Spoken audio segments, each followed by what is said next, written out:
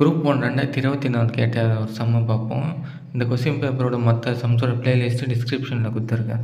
சரி, ஓகே, சம்முக்கு போவோம். ஒரு பாக்டீரியா முதலாவது 1 மணி நேரத்தில் 5% வளர்ச்சி. அப்போ 100% இருந்தது, என்னாச்சாம் முதலாவது மணி நேரம் 105 ஆயிடுச்சு. ஓகேங்களா? அதான் 105/100 போட்டுக்கணும். அடுத்தது பாருங்கள், 2வது மணி நேரத்தில் 12% வளர்ச்சி குன்றியும். அப்போ குறையுதுன்றாங்க. ஓகேங்களா? அப்போனா 88ன்னு போட்டுக்கணும். ஓகேங்களா? 100ல் 12 போனால் 88/100.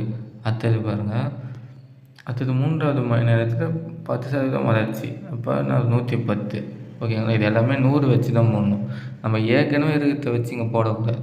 ஓகேங்களா? அதாவது ஃபஸ்ட்டு 105 போட்டோமா, அதுக்கப்புறம் இது 12% குறையில 105ல் குறைச்சி போடக்கூடாது. இதை மட்டும் ஞாபகத்தில் வச்சுங்க.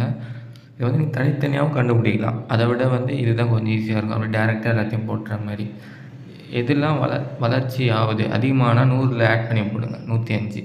இதுவும் வளர்ச்சி அதிகமாச்சுன்னா 100ல் ஆட் பண்ணி போடணும் 110. இது குறையுது. ஓகேவா? அப்போ 100ல் கழிச்சு 88/100ன்னு போட்டுடணும். இது எல்லாத்தையும் அப்படி மல்டிப்ளை பண்ணாலே வந்துடும். ஸ்டார்டிங்கில் எவ்வளோ அவனுக்கு கொடுத்துட்டான் 20,000. ஓகேங்களா? அப்போ 20,000 × 105/100 × 88/100 × 110/100. ஃபஸ்ட்டு என்ன பண்ணலாம், எல்லா ஜீரோவையும் 4 0க்கு 4 0 போயிடுச்சு. அதுக்கப்புறம் என்ன பண்ணுறோம், இந்த ஒரு 0க்கு இந்த ஒரு 0 போயிடுச்சு.